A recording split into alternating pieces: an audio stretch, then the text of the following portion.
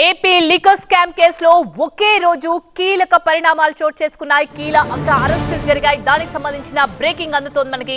Liquor money collection లో కీలక పాత్ర పోషించినట్టు ఆరోపణలు ఎదుర్కొంటున్న నిందితుడు A40 వరుణ్ అరెస్ట్ అవ్వడంతో కేసు ఊహించని మలుపు తిరిగింది. దుబాయ్ నుంచి హైదరాబాద్ వచ్చిన A40 వరుణ్ ను శంషాబాద్ ఎయిర్పోర్ట్ లో అరెస్ట్ చేశారు సిట్ అధికారులు.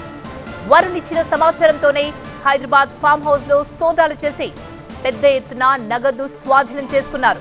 కాచారంలోని సులోచన ఫామ్ హౌస్ లో A1 కేసిరెడ్డి దాచిపెట్టిన 11 కోట్ల రూపాయలను సీజ్ చేసింది సిట్.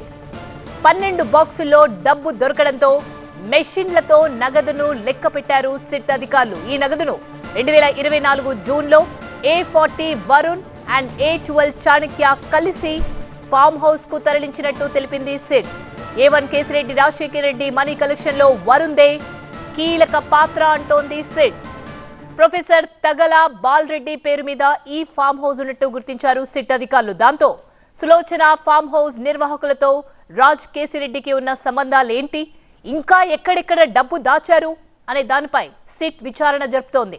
హైదరాబాద్ లో స్వాధీనం చేసుకున్న డబ్బును అలాగే అరెస్ట్ చేసిన వరుణ్ ను కోర్టులో ప్రవేశపెట్టబోతున్నారు సిట్ అధికారులు.